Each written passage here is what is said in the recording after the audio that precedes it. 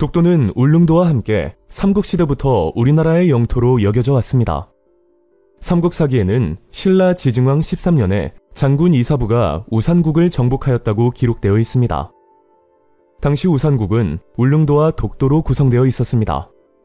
울릉도와 독도를 함께 우리 고유의 영토로 인식하고 있었다는 사실은 조선왕조실록에서도 확인할 수 있습니다.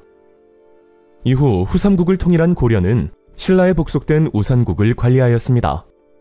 우산국은 고려 왕실의 사신을 보내 토산물을 바치는 조공관계를 유지하였으며, 이에 대해 고려는 관직을 하사하는 방식으로 우산국을 통치하였습니다.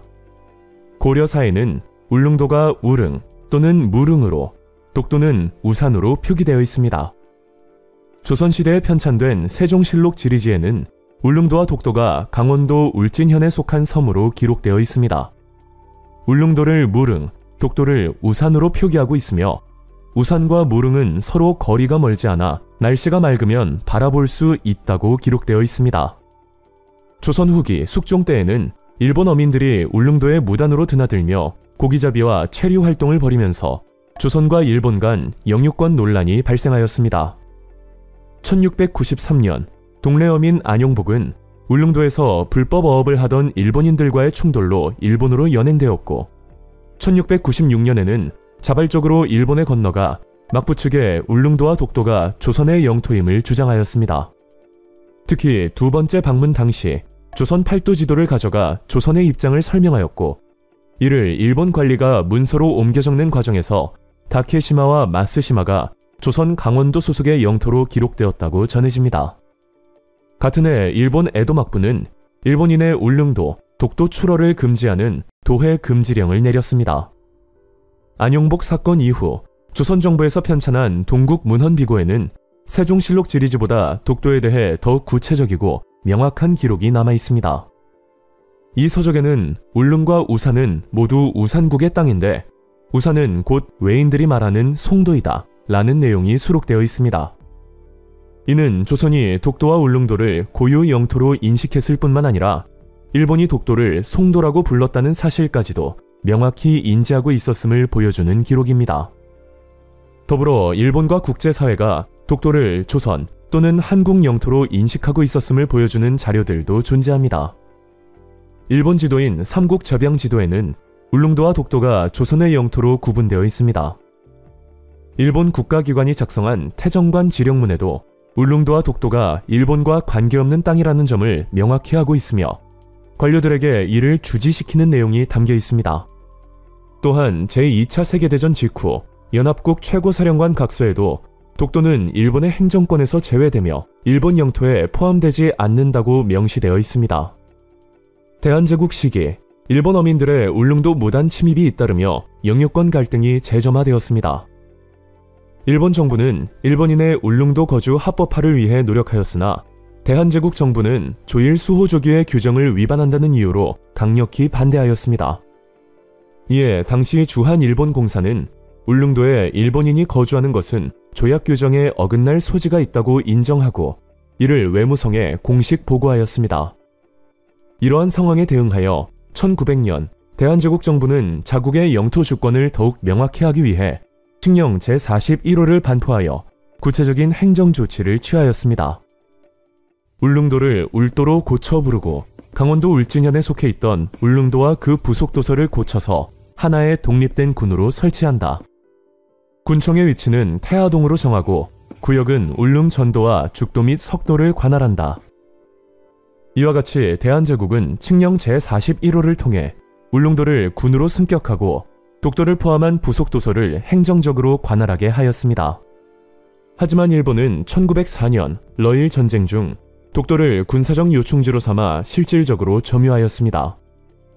같은 해 한일 의정서를 강제로 체결한 뒤 울릉도에 망루를 설치하고, 동해안에서 울릉도와 독도를 거쳐 일본으로 이어지는 해저 전신선을 가설하였습니다.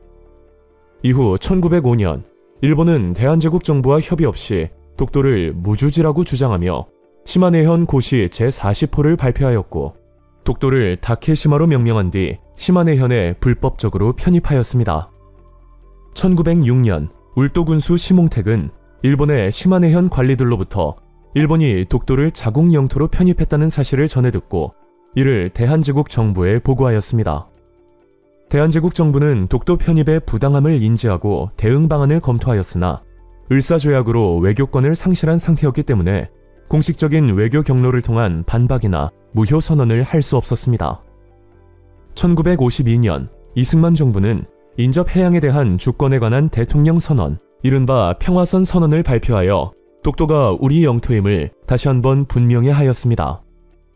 이에 일본 정부는 즉각 외교적으로 항의하고 독도 문제를 국제사법재판소에 회부하자고 제안하며 이를 국제분쟁화하려 하였습니다.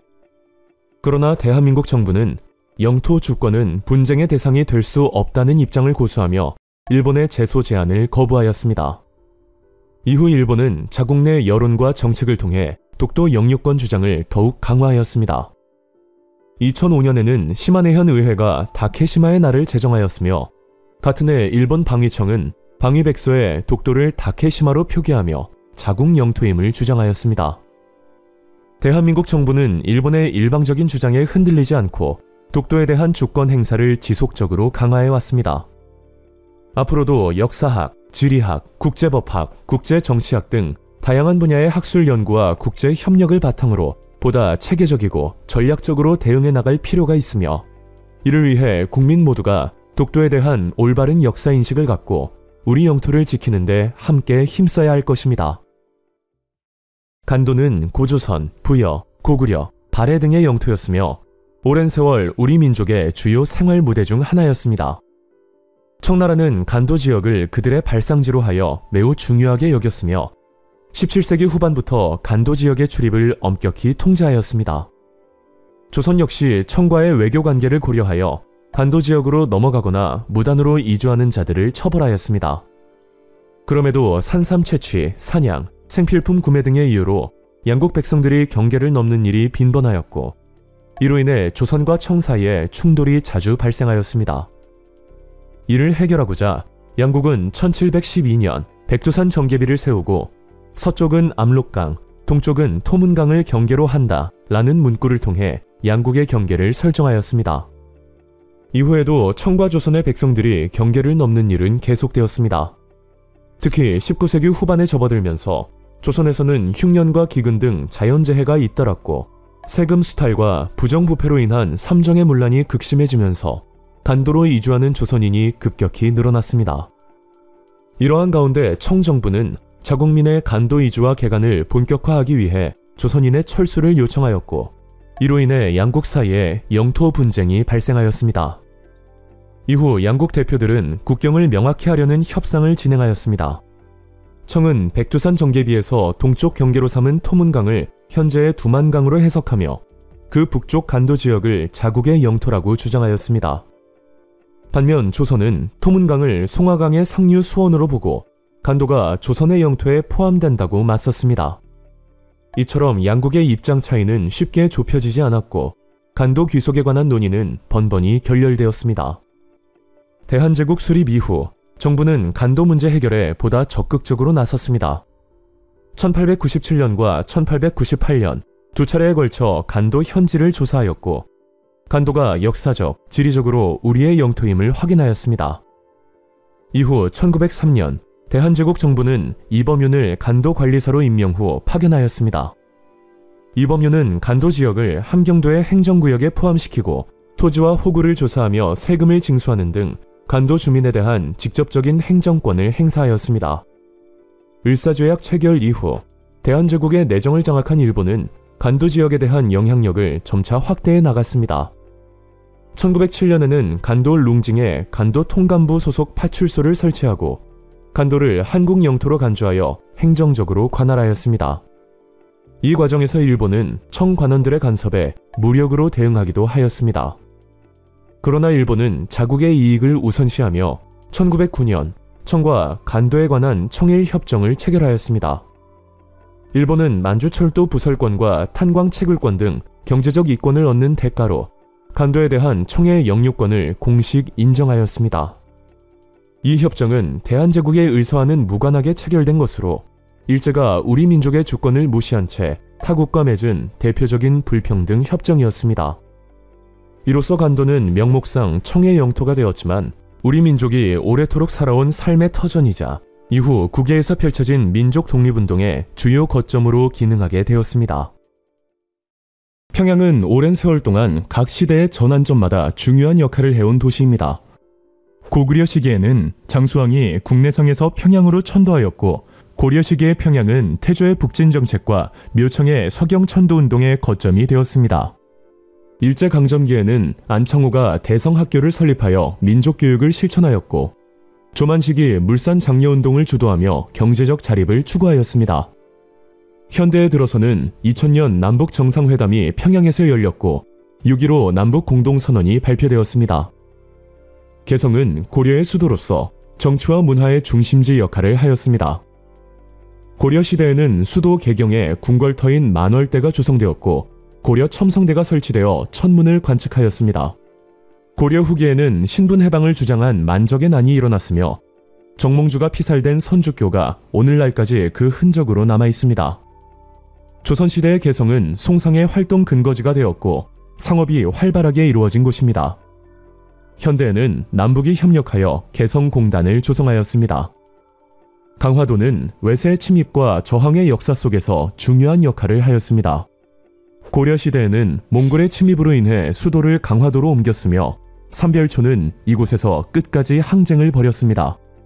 조선시대에는 정묘호란과 병자호란 당시 왕실의 피난처로 사용되었고 병인양요 때는 정족산성에서 항전이 벌어졌으며 신미양요 때는 광성보 전투가 발생하는 등 외세와의 충돌의 중심지가 되었습니다. 이 과정에서 외교장각의 서적이 프랑스군에 의해 약탈당하는 사건이 발생하였고 이후 일본과의 불평등 조약인 강화도 조약이 체결되었습니다. 또한 정제두는 강화도에 머무르며 양명학을 계승한 강화학파를 형성하였습니다. 유적지로는 부근리 고인돌 유적과 같은 선사시대의 문화유산이 남아있습니다. 인천은 개항 이후 교역의 중심지로 성장하였으며 철도 개통을 계기로 교통의 거점으로 발전한 도시입니다. 백제시대에는 온조의 형, 비류가 터를 잡은 지역으로 당시에는 미추홀이라 불렸습니다.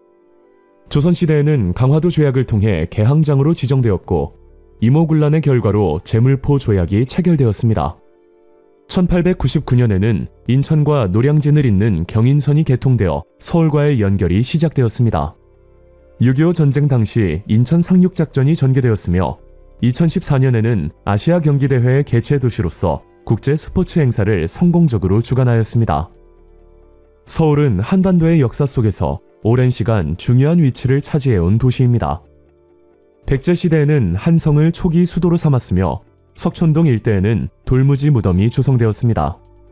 신라시대에는 진흥왕이 북한산에 순수비를 세워 영토 확장을 기념하였습니다. 조선시대에는 한양으로 천도한 이후 조선의 수도가 되어 정치적 중심지로 기능하였습니다. 충주는 외세의 침입에 맞서 싸운 저항의 역사가 살아있는 지역입니다.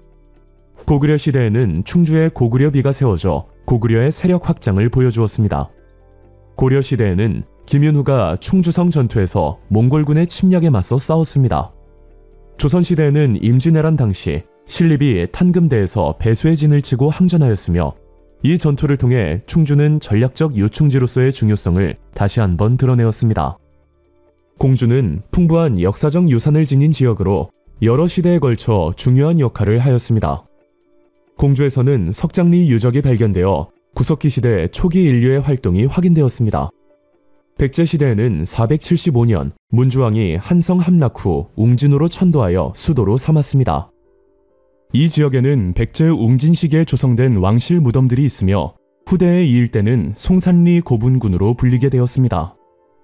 이 고분군에서는 벽돌 무덤인 무령왕릉이 발굴되었습니다. 고려시대에는 공주 명학소에서 망이 망소이의 난이 일어나 지방차별에 저항하였습니다. 조선시대에는 공주지역에서 동학농민운동이 격화되었고 우금치 전투가 벌어지며 격렬한 항쟁의 현장이 되었습니다. 안동은 유교 문화와 전통이 깊이 자리잡은 도시입니다. 후삼국 시대에는 후백제의 견훤과 고려의 왕건이 고창 전투에서 치열하게 대립하였습니다. 고려 시대에는 홍건적의 침입으로 공민왕이 안동으로 피난하였으며 이 시기 봉정사에는 현존하는 가장 오래된 목조 건물인 극락전이 주심포 양식으로 건립되었습니다. 조선시대에는 이황이 도산 서원을 세워 유학을 가르쳤고 안동은 성리학의 중심지로 성장하였습니다. 오늘날에는 하회마을이 세계문화유산으로 등재되어 전통문화의 가치를 이어가고 있습니다. 대구는 민족의 자주성과 항쟁의 정신이 살아있는 지역입니다. 후삼국 시대에는 후백제와 고려가 공산전투에서 치열하게 맞섰습니다. 대한제국 시기에는 애국 개몽운동의 일환으로 김광재를 중심으로 한 국채보상운동이 시작되었으며 이는 국민들의 자발적인 참여로 전국적인 경제 독립운동으로 확산되었습니다. 전주는 역사 속에서 국가의 건국과 민중운동의 중심지로 중요한 역할을 하였습니다. 후삼국 시대에는 견훤이 완산주를 도읍으로 삼아 후백제를 건국하였습니다. 조선시대에는 태조 이성계의 어진을 모신 경기전이 세워졌으며 조선왕조실록과 주요 문서를 보관하기 위한 사고도 설치되었습니다. 또한 동학농민군과 조선정부가 전주 화약을 체결한 뒤 집강소를 설치하여 개혁을 추진한 역사적 장소이기도 합니다. 경주는 신라의 도읍지로서 찬란한 고대 문화를 꽃피운 역사적 도시입니다. 신라시대에는 금성을 수도로 삼아 국가를 발전시켰으며 불국사와 황룡사, 석굴암, 첨성대 등 다양한 문화유산이 만들어졌습니다. 특히 황룡사에는 국력을 상징하는 9층 목탑이 세워졌으나 몽골의 침입으로 소실되었습니다. 현대에는 경주 역사유적 지구가 유네스코 세계문화유산으로 등재되어 그 가치를 인정받고 있습니다. 진주는 항쟁과 평등의 정신이 깃든 역사적 도시입니다. 조선시대에는 임진왜란 당시 김시민 장군이 왜군을 물리친 진주대첩이 벌어졌으며 이는 대표적인 승전으로 기록되었습니다. 또한 진주 지역은 임술 농민봉기의 주요 발원지로서 민중의 저항 정신을 보여주었습니다. 일제강점기에는 백정차별 철폐를 주장한 형평운동이 시작되었고 1923년에는 형평사가 창립되어 신분해방운동의 중심이 되었습니다. 부산은 해상교류와 항쟁, 민주화운동의 중심지로 중요한 역할을 해온 도시입니다. 임진왜란 당시에는 동래성 전투가 벌어졌으며 초량 외관을 통해 일본과의 교역이 이루어졌습니다. 개항기에는 1876년 강화도 조약을 계기로 부산이 가장 먼저 개항장으로 지정되었고 이후 러시아가 저령도 조차를 요구하기도 하였습니다. 일제강점기에는 서울과 부산을 잇는 경부선 철도가 개통되어 부산은 철도 종점이자 무역항으로 발전하였습니다. 6.25 전쟁 당시에는 대한민국의 임시 수도로 기능하였으며 1979년에는 부산과 마산에서 유신체제에 반대하는 부마 민주항쟁이 일어나 민주주의를 향한 시민의 열망을 드러냈습니다. 현대에는 2002년 아시아 경기대회의 개최 도시로서 국제적 위상을 높였습니다. 완도는 해상교역과 군사방어의 거점으로서 중요한 역할을 하였습니다. 통일 신라시대에는 장보고가 완도 지역에 청해진을 설치하여 해상무역을 장악하고 해적의 침입을 막았습니다. 이를 통해 완도는 동아시아 해상교류의 중심지로 발전하였습니다. 제주도는 선사시대부터 현대까지 다양한 역사적 사건이 펼쳐진 섬입니다. 제주에서는 신석기 시대의 생활 흔적을 담은 고산리 유적이 발견되었으며 고려시대에는 삼별초가 항파두리 성에서 몽골과 최후의 항전을 벌였습니다. 원간섭기에는 탐라 총관부가 설치되어 원나라의 직접 지배를 받기도 하였습니다. 조선시대에는 조선 후기의 거상 김만덕이 구휼 활동을 펼쳐 백성을 도왔으며 김정희는 제주 유배 중에 새한도를 그려 예술적 가치를 남겼습니다. 또한 네덜란드인 하멜이 표류 끝에 도착한 곳이기도 합니다. 현대에는 제주 4.3 사건이 발생하여 비극적인 현대사의 한 장면으로 남아있습니다. 조선왕조의 역대 왕과 왕비의 신주를 모신 사당인 종묘는 1995년 유네스코 세계문화유산으로 등재되었습니다. 종묘는 태조의 한양천도 이후 곧바로 착공되었으며 임진왜란 시기에 화재로 소실되었다가 광해군 때 복원되어 재래 기능이 회복되었습니다. 또한 종묘에서 거행되는 제사의식인 종묘제례와 이때 연주되는 종묘제례악은 조선의 유교적 예약 문화를 대표하는 무형유산으로 2001년 유네스코 세계무형유산에 등재되었습니다. 같은 해인 1995년 석굴암과 불국사는 유네스코 세계문화유산으로 함께 등재되었습니다. 석굴암은 화강암을 자르고 다듬어 쌓아 올린 인공 석굴 사원으로 정교하고 과학적인 구조를 갖춘 건축물입니다. 불국사는 대웅전, 무설전 등 목조 건축물과 함께 다보탑, 석가탑 등의 석조 구조물이 조화를 이루는 사찰로 통일 신라시대 불교 예술과 건축 기술의 정수를 보여주는 대표적인 문화유산으로 평가받고 있습니다. 해인사 장경판전 역시 1995년 유네스코 세계문화유산에 등재되었습니다. 장경판전은 고려시대에 제작된 8만 대장경을 보관하기 위해 조선 초기 합천 해인사에 지어진 세계 유일의 고서보존 전용 건축물입니다. 별도의 설비 없이도 자연 환기를 통해 일정한 온도와 습도를 유지할 수 있도록 과학적으로 설계되었으며 건물의 배치, 창의 크기, 바닥 구조, 재질 등 모든 요소가 보존 기능을 극대화하기 위한 목적을 지니고 있습니다. 1997년에는 수원 화성이 유네스코 세계문화유산으로 등재되었습니다. 화성은 조선 정조가 개혁 정치를 실현하고 상업과 행정을 발전시키기 위해 건설한 성곽으로 그의 정치적 이상이 반영된 계획 도시로 평가됩니다.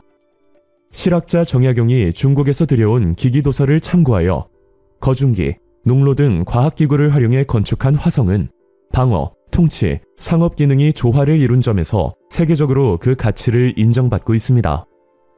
조선 태종 시기에 건립된 창덕궁 역시 1997년 유네스코 세계문화유산에 등재되었습니다. 경복궁의 이궁으로 지어진 창덕궁은 임진왜란 때 화재로 소실되었으나 광해군 때 중건되었고 이후 정궁으로 사용되었습니다. 특히 후원으로 불리는 창덕궁의 뒷뜰은 정자, 연못, 수목 등을 조화롭게 배치한 정원으로 뛰어난 경관을 자랑합니다. 이러한 이유로 창덕궁은 조선 궁궐 건축과 정원 예술을 대표하는 문화유산으로 그 가치를 인정받고 있습니다. 2000년에는 신라의 수도였던 경주에 위치한 경주 역사유적 지구가 유네스코 세계문화유산으로 등재되었습니다. 경주는 1000년 이상 신라의 수도로 기능한 도시로 뛰어난 도시계획과 불교 문화, 예술, 과학기술이 융성했던 곳입니다.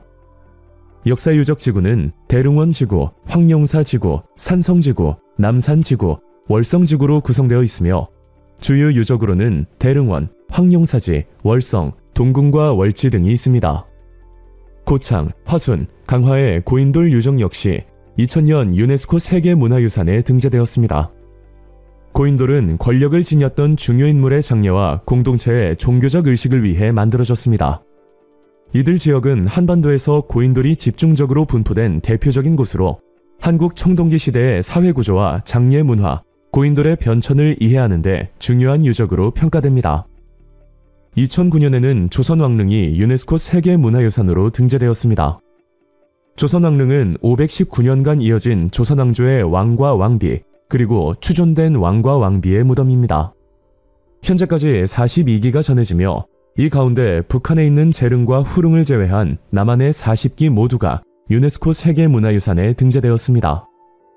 2010년에는 한국의 역사마을 하회와 양동이 유네스코 세계문화유산으로 등재되었습니다. 하회마을은 풍산 류씨 가문이 대대로 거주해온 곳이며 양동마을은 월성 손씨와 여강 이씨, 양대 가문이 함께 살아온 대표적인 씨족 마을입니다. 두 마을 모두 건축물과 자연의 조화를 중시한 배치 원칙이 잘 보존되어 있으며 조선시대 유교 문화와 가문 중심의 사회 구조 등을 이해하는 데 중요한 유산으로 평가받고 있습니다. 2014년에는 남한산성이 유네스코 세계문화유산에 등재되었습니다. 남한산성은 조선시대의 유사시를 대비해 임시 수도의 역할을 하도록 건설된 전략적 요충지입니다. 성곽 내부에는 왕이 거처하는 행궁을 비롯해 군사시설, 사찰, 민가 등이 조성되어 산성마을의 기능을 하였으며 조선의 20여 개 행궁 중 유일하게 종묘와 사직을 갖추고 있습니다. 특히 병자호란 당시 인조가 남한산성에서 항전하다 항복하였고 이후 삼전도에서 굴욕적인 항복의식을 치른 사건으로도 잘 알려져 있습니다. 2015년에는 백제 역사유적지구가 유네스코 세계문화유산에 등재되었습니다. 공주시에는 공산성과 무령왕릉을 포함한 송산리 고분군이 있고 부여시에는 관북리 유적과 부소산성, 능산리 고분군, 정림사지, 나성 등이 있으며 익산시에는 왕곡리 유적과 미륵사지 등이 있습니다. 이러한 유산들은 475년에서 660년 사이에 백제가 이룩한 뛰어난 문화예술뿐만 아니라 이웃 나라와의 활발한 교류를 보여주는 중요한 역사적 증거로 평가됩니다. 2018년에는 산사, 한국의 산지승원이 유네스코 세계문화유산에 등재되었습니다. 산사는 산속에 위치한 불교 사찰을 뜻하며 7세기에서 9세기에 창건된 이후 오늘날에 이르기까지 유형과 무형의 문화적 전통을 계승하고 있는 살아있는 불교 유산입니다. 등재 대상은 통도사, 부석사, 봉정사, 법주사, 마곡사, 서남사, 대흥사 등 7개의 사찰입니다. 이들 산사는 불교 신앙을 바탕으로 종교활동, 강학, 의례, 수행을 지속적으로 이어오고 있으며 다양한 토착 신앙을 포용하며 발전하였습니다. 2019년에는 한국의 서원이 유네스코 세계문화유산에 등재되었습니다. 이는 조선시대의 성리학을 보급하고 실천하기 위해 설립된 9곳의 서원으로 향촌 지식인인 사림에 의해 건립되었습니다. 소수서원, 남계서원, 옥산서원, 도산서원, 피람서원, 도동서원, 병산서원, 무성서원, 도남서원 등이 이에 포함됩니다. 한국의 서원은 조선사회의 정신적 기반이 되었던 성리학 교육체계를 이해하는 데 중요한 가치를 지니고 있으며 조선시대 지방 지식인 공동체의 문화와 사상을 잘 반영하고 있습니다. 2023년 가야 고분군이 유네스코 세계문화유산으로 등재되었습니다. 이는 한반도 남부에서 1세기부터 6세기 중반까지 존재했던 고대 정치 집단, 즉 가야 연맹체가 조성한 7개의 고분군으로 이루어진 연속유산입니다. 대성동 고분군, 마리산 고분군, 옥전 고분군, 지산동 고분군, 송악동 고분군, 유곡리와 두랑리 고분군, 교동과 송현동 고분군으로 이루어져 있습니다. 이 유산은 지리적으로 분산되어 있으면서도 고분의 형태, 부장품, 장례 방식 등에서 문화적 공통성을 지니고 있어 가야가 통일된 중앙집권 국가가 아닌 독립된 세력들이 긴밀히 교류한 자율적이고 수평적인 연맹체였음을 보여주는 귀중한 고고학적 증거입니다. 1997년 조선왕조실록이 유네스코 세계기록유산으로 등재되었습니다. 조선왕조실록은 태조부터 철종까지 470여 년간의 국정운영과 주요 사건을 연, 월, 일 순으로 기록한 편연체 역사서입니다. 이 실록에는 정치와 외교를 비롯하여 군사, 경제, 교육, 문화, 예술, 과학 등 조선사회 전반의 정보가 담겨 있으며 국왕부터 백성에 이르기까지 다양한 계층의 생활상과 풍속에 대한 기록도 포함되어 있어 민족문화서로서의 가치 또한 높이 평가되고 있습니다. 같은 해인 1997년 훈민정음 해례본이 유네스코 세계기록유산으로 등재되었습니다. 훈민정음은 세종대왕이 1443년에 창제하고 1446년에 반포한 우리나라의 고유 문자입니다. 해례본은 훈민정음의 정식 해설서로 예시를 들어 해설한 책이라는 의미를 지닙니다. 훈민정음 해례본은 세종의 반포문을 비롯해 훈민정음의 창제 목적, 자모의 구성 원리, 글자의 운용 방식 등을 학문적으로 설명한 한문 해설 문헌입니다. 2001년 승정원 일기가 유네스코 세계기록유산에 등재되었습니다. 승정원 일기는 조선시대 국왕의 비서기관인 승정원에서 왕명을 출납하고 국정을 보좌하며 매일 작성한 기록입니다. 이 일기에는 임금의 하루 일과가 시간대와 장소별로 상세히 기록되어 있으며 신하들이 올린 상소나 서계 같은 문서의 내용도 포함되어 있습니다. 또한 당시의 날씨, 국왕의 진료 기록, 관료들의 동향, 국정회의 내용 등도 빠짐없이 수록되어 있어 조선왕조의 실제 통치와 궁중 생활을 생생하게 보여주는 방대한 사료로 평가받고 있습니다. 같은 해인 2001년 직지심체요절이 유네스코 세계기록유산으로 등재되었습니다. 직지심체요절은 1377년 청주 흥덕사에서 인쇄된 현존하는 세계 최고의 금속 활자본으로 구텐베르크의 라틴어 성서보다 78년이나 앞선 인쇄기술의 성과를 보여줍니다. 이 책은 상하 2권으로 구성되어 있었으나 현재까지 상권은 발견되지 않았습니다. 세계기록유산으로 등재된 하권은 현재 프랑스 국립도서관에 소장되어 있습니다. 2007년 고려 대장경판 및 제경판이 유네스코 세계기록유산으로 등재되었습니다. 고려 대장경판은 불교 경전인 대장경을 목판에 새긴 방대한 불경 판각물로 총 81,258장의 목판으로 구성되어 있으며 그 규모에 따라 흔히 8만 대장경이라 불리기도 합니다.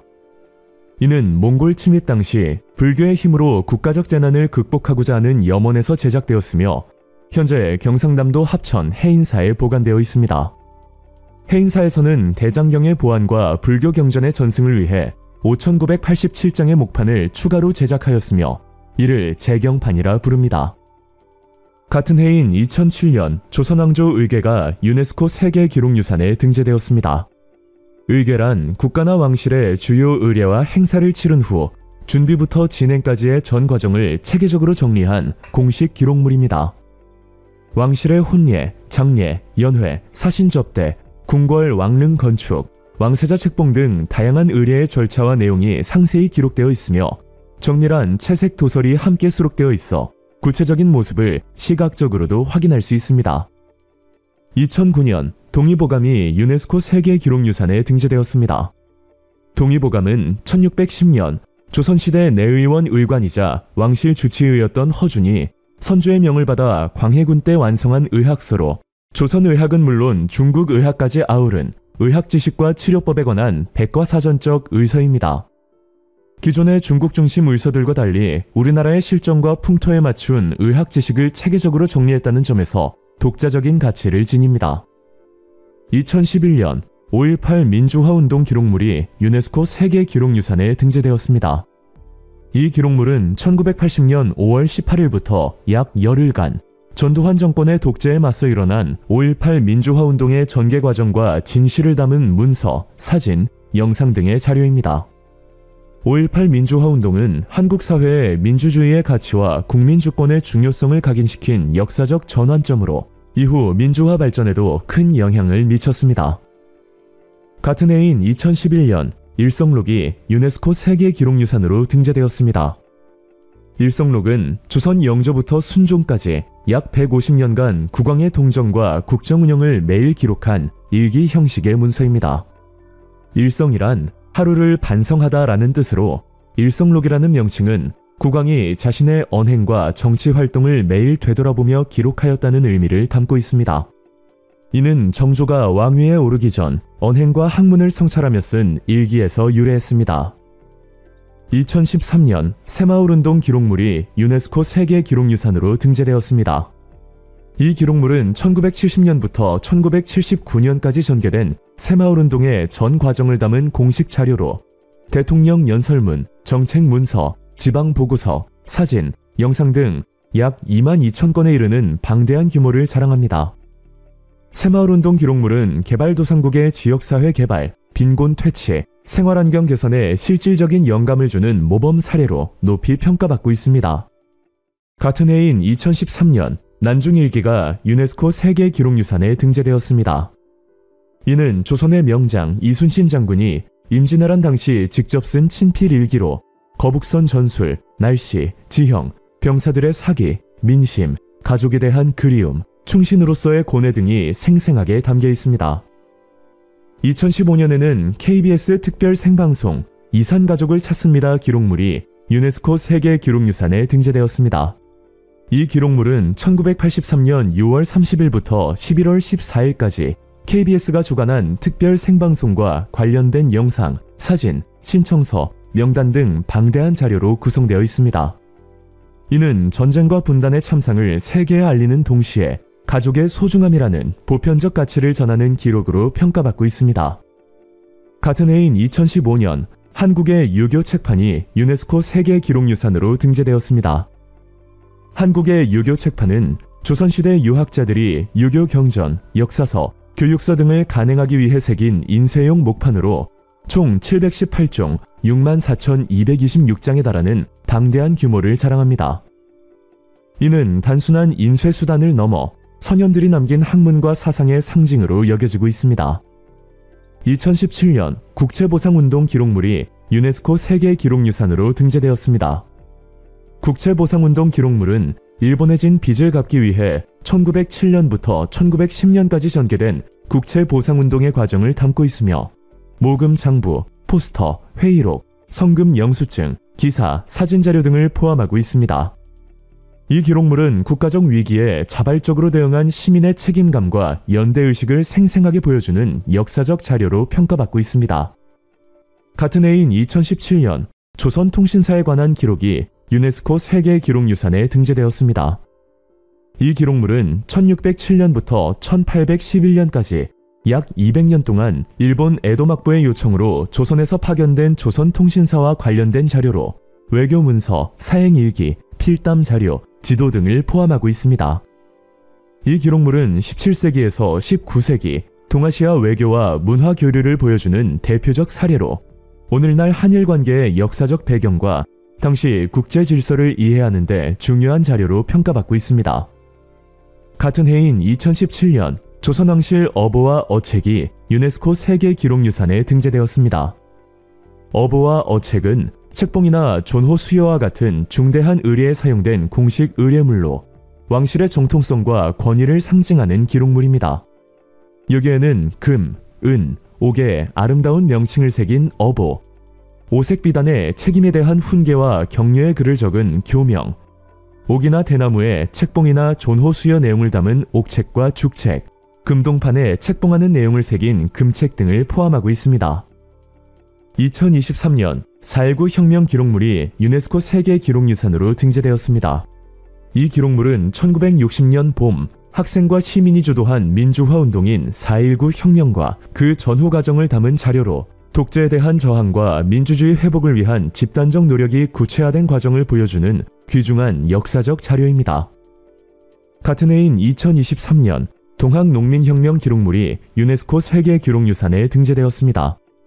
이 기록물은 동학농민운동과 관련된 문서 185건을 모아놓은 자료로 지배계급의 부패와 외세의 침략에 맞서 정의롭고 평등한 사회를 요구한 민중봉기의 과정을 보여줍니다.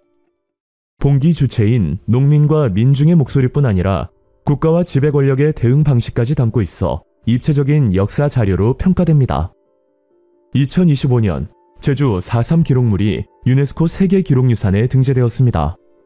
제주 4.3 사건은 1948년 대한민국 정부 수립을 전후로 제주에서 발생한 무력 충돌과 국가폭력으로 수많은 민간인이 희생된 비극적 사건입니다. 이 기록물은 1947년부터 2003년까지의 진실규명과 화해 과정을 담은 자료로 수형인 명부, 옥중 엽서, 희생자 및 유족의 증언, 정부의 공식 진상조사 보고서 등이 포함되어 있습니다. 같은 해인 2025년 산림녹화 기록물이 유네스코 세계기록유산으로 등재되었습니다. 이 기록물은 6.25 전쟁 이후 황폐해진 국토를 복구하기 위해 정부와 국민이 함께 추진한 산림녹화 사업의 전 과정을 담고 있으며 공문서, 사진, 필름, 작업일지, 지침서 등을 포함하고 있습니다. 기록물에 담긴 산림정책과 민관 협력의 성과는 오늘날 지속가능한 개발과 환경복원의 모범 사례로 평가받고 있습니다. 음력 1월 1일은 설날입니다. 설날은 우리 민족이 가장 성대하게 지내는 명절 중 하나입니다. 이날 아침에는 애군을 거르고 복을 취하라는 상징적 의미로 조리를 사와 벽에 걸었으며 새찬과 새주를 마련하여 차례를 지내고 세배와 덕담을 주고받았습니다. 윷놀이, 널뛰기, 연날리기 등의 민속노래를 즐기며 흥을 돋우고 떡국을 먹는 풍습도 이어졌습니다. 음력 1월 15일은 정월 대보름으로 한 해의 첫 보름달이 뜨는 날입니다. 예로부터 우리 조상들은 밝은 달을 보며 풍년과 마을의 평안, 가족의 건강과 복을 기원하였습니다. 정월 대보름에는 밤, 호두, 잣 등 딱딱한 견과류를 깨무는 부럼 깨기를 하고 좋은 소식만 듣기를 바라는 의미로 귀발기술을 마셨으며 풍요와 건강을 기원하며 오곡밥을 지어 먹었습니다. 또한 줄다리기, 지신밟기, 달맞이, 달집 태우기, 쥐불놀이 등 민속놀이도 행해졌습니다. 2월 또는 3월에는 한식이 있습니다. 한식은 동지로부터 105일째 되는 날로 보통 양력 4월 5일경에 해당합니다. 이날은 이름 그대로 불을 피우지 않고 찬 음식을 먹는 풍습이 있습니다. 한식 무렵은 본격적인 봄 농사철의 시작이기도 하여 무사와 풍년을 기원하며 성묘를 하고 무덤이 헐었거나 때가 부족할 때 때를 다시 입히는 풍습도 있습니다. 조선시대에는 설날, 단오, 추석과 함께 4대 명절 중 하나로 중시되었습니다. 음력 3월 3일은 삼진날입니다. 봄의 절정에 이르는 시기로 여겨져 강남 갔던 제비가 오는 날이라고도 합니다. 삼진날 머리를 감으면 머리카락이 아름다워진다고 하여 부녀자들이 약숙이나 향초를 우린 물로 머리를 감는 풍습이 있었고, 찹쌀 반죽 위에 진달래꽃을 얹어 전을 부쳐 먹는 화전놀이도 하였습니다. 음력 4월 8일은 초파일로 석가모니가 탄생한 날입니다. 부처님 오신 날이라 하여 불교 사찰에서는 큰 법회를 올리고 각 전각에 연등을 밝히는 전통이 있습니다. 이는 부처님의 지혜와 자비가 온 세상에 널리 퍼지기를 기원하는 의미를 담고 있습니다. 음력 5월 5일은 단오로 수린날, 천중절, 중오절 등으로도 불렸습니다. 단오는 양기가 가장 왕성한 날로 여겨졌으며 역병을 막고 건강을 기원하는 대표적인 여름절기입니다. 이날 부녀자들은 창포를 삶은 물로 머리카락과 얼굴을 씻고 창포 비녀를 머리에 꽂았습니다. 여성들은 그네뛰기와 널뛰기, 남성들은 씨름을 즐겼습니다. 임금은 신하들에게 더위를 이기라는 뜻으로 부채를 하사하였고, 가정에서는 수리치 떡을 빚어 나눠 먹었습니다. 음력 6월 15일은 유두로 무더운 여름철에 더위를 씻고 애군을 물리치기 위한 풍속이 행해지던 날입니다. 유두에는 깨끗한 냇물을 찾아 목욕을 하고 머리를 감았으며 그해 수확한 햇밀로 국수나 떡을 마련하고 참외와 수박 같은 제철 과일로 차례를 지냈습니다. 음력 7월 7일은 칠석으로 견우와 직녀가 오작교에서 만난다는 전설로 널리 알려져 있습니다. 이날 부녀자들은 직녀성을 보며 바느질 솜씨가 늘기를 기원하였고, 청년들은 견우성을 보며 학업의 성취와 출세를 기원하였습니다. 또한 여름옷을 깨끗이 빨아 보관하고 장마철에 눅눅해진 책을 꺼내어 말리는 풍습도 있었습니다. 음식으로는 호박전, 밀전병, 밀국수 등을 먹었습니다. 음력 7월 15일은 백중으로 호미 씻는 날, 머슴날이라고도 불렸습니다. 백중은 농번기와 농한기 사이에 잠시 쉬어가는 시기로 여름 농사의 고단함을 달래고 공동체의 유대를 다졌습니다. 이날은 농가에서 머슴들에게 휴식을 주고 음식과 술을 대접하였으며 새 옷이나 신발을 선물하고 고향에 다녀올 기회를 주기도 하였습니다. 일부 지역에서는 풍년과 마을의 안녕을 기원하는 백중놀이, 농악, 씨름대회 등이 열려 축제 분위기를 더했습니다. 음력 8월 15일은 추석입니다.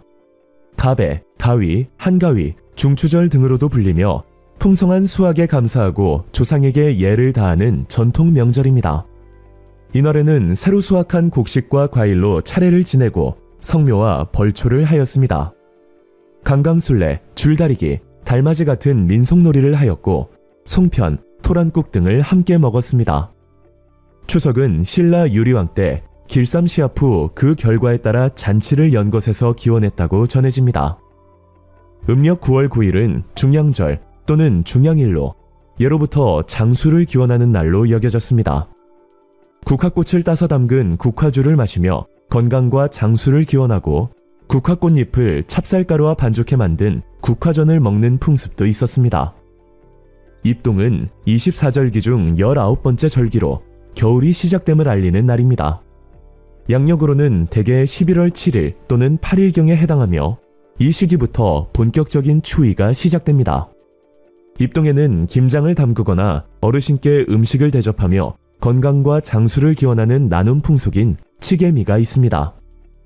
동지는 24절기 중 22번째 절기로 양력 12월 22일 또는 23일경에 해당하며 1년 중 낮이 가장 짧고 밤이 가장 긴 날입니다. 예로부터 동지는 단순한 절기가 아니라 새해의 시작을 알리는 날로 여겨져 작은 설이라 불렸습니다. 팥의 붉은색이 나쁜 기운과 잡기를 쫓는다고 믿어 집안 곳곳 팥죽을 뿌려 애군을 막고 팥죽을 쑤어 나눠 먹었습니다. 12월은 한 해의 마지막 달이라는 뜻에서 섣달이라 불렸습니다. 연말이 가까워지면 가족이나 친지들 사이에 세찬이라 하여 마른 생선, 육포, 곶감, 사과, 배 등을 주고받았습니다. 음력 12월 31일, 즉 금음날 밤에는 해 지킴이라 하여 집 안팎에 불을 밝히고 자지 않고 밤을 새우며 한 해를 마무리하였습니다. 윷놀이는 주로 정월 초하로부터 보름까지 즐기던 대표적인 민속놀이입니다. 유판 위에 4개의 윷가락을 던져 나온 도, 개, 걸, 윷, 모는 각각 한 칸에서 5칸을 이동하는 수를 의미합니다. 독에 걸린 모는 각각 돼지, 개, 양, 소, 말 등의 동물을 가리키는데 이는 부여의 마가, 우가, 저가, 구가에서 유래한 것으로 추측하기도 합니다. 연날리기는 바람을 이용해 연을 하늘에 띄우는 겨울철 민속놀이입니다. 주로 초겨울부터 이듬해 초봄까지 즐겼으며 본격적인 놀이 시기는 음력 정월 초부터 대보름 사이입니다. 연을 높이 띄우거나 실을 끊어 애군을 날리는 풍습도 전해집니다. 지신밟기는 정월 대보름에 마을의 풍물패가 집집마다 돌며 지신을 달래고 복을 기원하는 민속 의례입니다. 집터를 지켜준다는 지신에게 고사를 지내고 풍물을 올리며 한 해의 무사와 풍요를 빌었습니다. 차전놀이는 경북 안동 지역에서 대표적으로 전승되는 민속놀이입니다. 1969년 국가무형문화재 제24호로 지정된 차전놀이는 정월 대보름 무렵 동체라는 장대를 이용해 양편이 맞서 힘을 겨루는 민속놀이로 동체 싸움이라고도 불립니다. 유래에 대한 정확한 기록은 없으나 고려 태조 왕건과 후백제 견훤이 맞선 고창 전투에서 비롯되었다는 설이 전해집니다. 쥐불놀이는 정월 들어 처음으로 맞이하는 쥐날, 즉 상자일이나 대보름날 밤, 농촌에서 논두렁이나 밭두렁에 불을 놓으며 즐기던 민속놀이입니다. 집단에 불을 붙여 돌리는 등 불을 이용한 놀이를 하면서 밭두렁을 태워 해충을 없애고 한 해의 풍년을 기원하였습니다. 그네뛰기는 씨름과 더불어 단호의 가장 대표적인 민속놀이입니다. 그네뛰기는 주로 여성들이 참여하였으며 그네를 타고 높이 올라가거나 멀리 뛰어 승부를 겨루었습니다. 중국 한 당시대의 놀이가 우리나라에 전해져 고려시대 궁중 행사에 그네뛰기가 포함되기도 하였으며 조선시대에는 민간으로 널리 퍼져 일반 백성들 사이에서 크게 유행하였습니다. 씨름은 두 사람이 서로 삿바나 허리띠, 바지춤 등을 잡고 힘과 기술로 상대를 먼저 땅에 넘어뜨리는 사람이 승리하는 전통 민속 경기입니다. 지역과 시대에 따라 각저, 강력, 각희, 상박 등 다양한 이름으로 불렸습니다. 주로 단오와 추석에 즐겼으며 삼국시대 이전부터 행해진 것으로 추정됩니다. 고구려 고분 각저촌과 장천 1호 무덤의 벽화에는 두 남성이 씨름을 하는 장면이 생생하게 묘사되어 있습니다. 씨름은 남북한이 공동으로 등재를 신청하여 2018년 유네스코 인류무형문화유산으로 등재되었습니다. 투호는 일정한 거리에서 병 속에 화살을 던져 넣는 전통놀이입니다. 본래 궁중에서 인내와 절제, 품위를 기르는 유교적 놀이로 행해졌으며 점차 민간으로 퍼져 명절이나 잔칫날 많은 사람들이 함께 즐기는 민속놀이가 되었습니다. 백중놀이는 음력 7월 15일경 바쁜 농사일을 마친 머슴들이 지주로부터 하루 휴식을 얻어 흥겹게 즐기던 민속놀이입니다. 이날은 머슴들의 노고를 위로하고 공동체의 유대를 다지는 날이었습니다. 특히 경상남도 밀양의 백중놀이는 그 전통성과 예술성을 인정받아 1980년 국가무형문화재 제68호로 지정되었습니다. 노다리 밟기는 단장한 젊은 여성들이 공주로 뽑힌 사람을 위해 허리를 굽혀 다리를 만들고 그 위를 공주가 밟고 지나가게 하는 형식의 민속놀이입니다. 고려 공민왕이 홍건적의 난을 피해 노국공주와 함께 안동으로 피난하던 중 마을 소녀들이 공주가 개울을 건널 수 있도록 등을 내어준 데서 유래한 것으로 전해집니다. 강강술래는 주로 전라남도 해안지역, 특히 진도에서 성행하던 여성 민속놀이로 노래와 춤, 놀이가 어우러진 집단 가무입니다. 임진왜란 때 이순신 장군이 부녀자들에게 남자 옷을 입혀 산을 돌게 함으로써 병력이 많은 것처럼 위장한 데서 유래한 것으로 전해집니다. 주로 추석, 정월 대보름, 백중과 같은 명절밤에 마을 여성들이 손을 맞잡고 둥글게 돌며 추는 원무가 기본 형태이며 공동체의 단합과 풍요를 기원하는 의미를 담고 있습니다. 강강술래는 1966년에 국가무형문화재 제8호로 지정되었고 2009년에는 유네스코 인류무형문화유산으로 등재되었습니다. 고싸움놀이는 두 편으로 나뉘어 고라 불리는 나무 구조물을 어깨에 메고 서로 부딪혀 상대편 고를 땅에 닿게 하면 승리하는 민속놀이입니다. 주로 정월 대보름 무렵에 열리며 마을의 평안과 풍년을 기원하는 의미를 담고 있습니다. 고싸움놀이는 1970년 국가무형문화재 제33호로 지정되었습니다.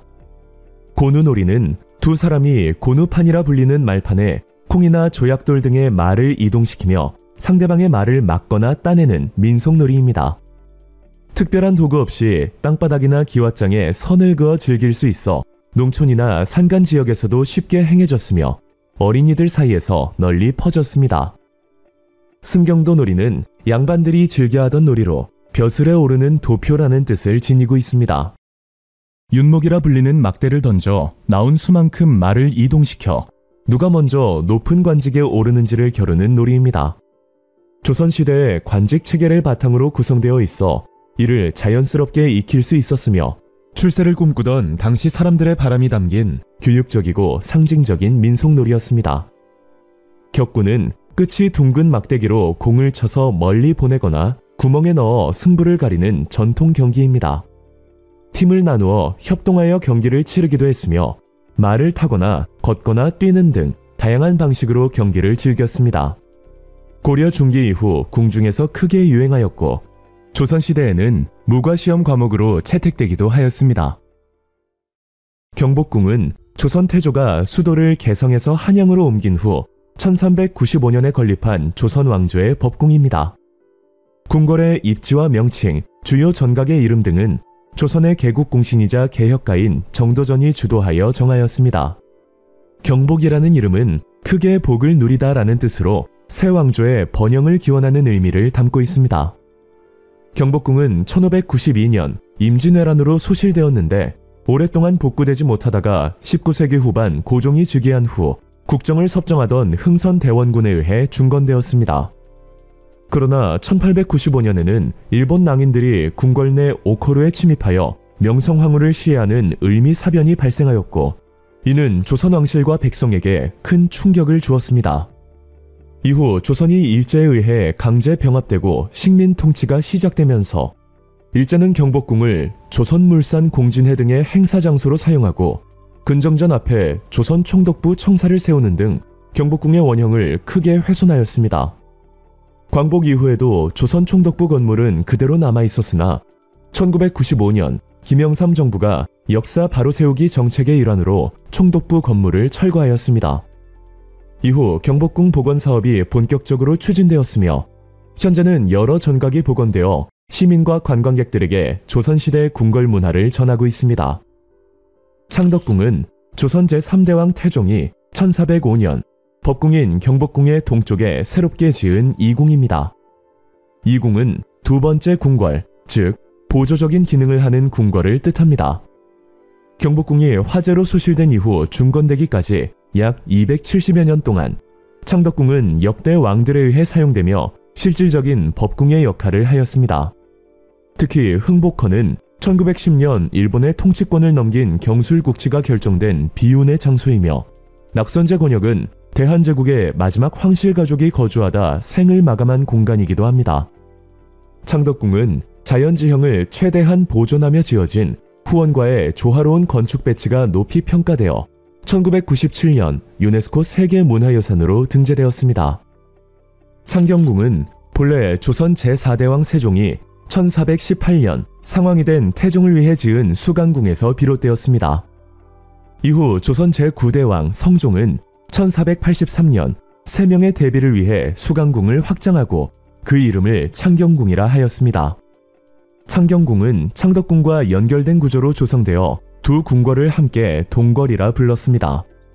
그러나 일제강점기에는 일제가 궁궐의 위상을 축소하고 전통문화를 훼손하기 위해 창경궁 안에 동물원과 식물원을 조성하였으며 명칭도 창경궁에서 창경원으로 격하하였습니다.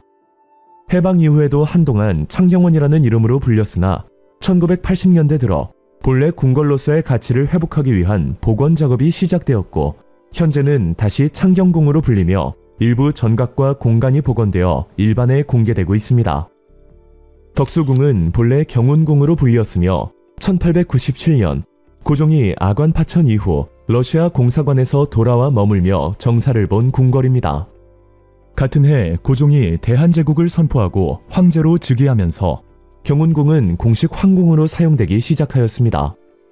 이에 따라 궁궐의 규모를 확장하고 격식을 갖추는 한편 궁궐 내 서양식 건물을 짓기 시작하여 전통 건축물과 서양식 건축물이 조화를 이루게 되었습니다. 이후 1907년 고종이 일제에 의해 강제로 퇴위한 이후 경운궁의 명칭은 오래도록 덕을 누리며 장수하시라는 뜻의 덕수궁으로 변경되었습니다. 덕수궁에는 을사조약이 체결된 중명전, 제1, 2차 미소공동위원회가 개최된 석조전, 그리고 덕수궁 내 가장 오래된 서양식 건물인 정관헌 등이 있습니다. 덕수궁은 조선 후기부터 대한제국 일제강점기를 거치는 동안 근대사의 중심 무대로 기능하였으며 서울 도심 속에서 궁궐과 서양식 건축이 조화를 이루는 독특한 역사유산으로 평가받고 있습니다. 저희가 준비한 한국사 번외편은 여기까지입니다. 저희는 더욱 다양한 컨텐츠로 찾아오겠습니다. 로빈의 역사 기록.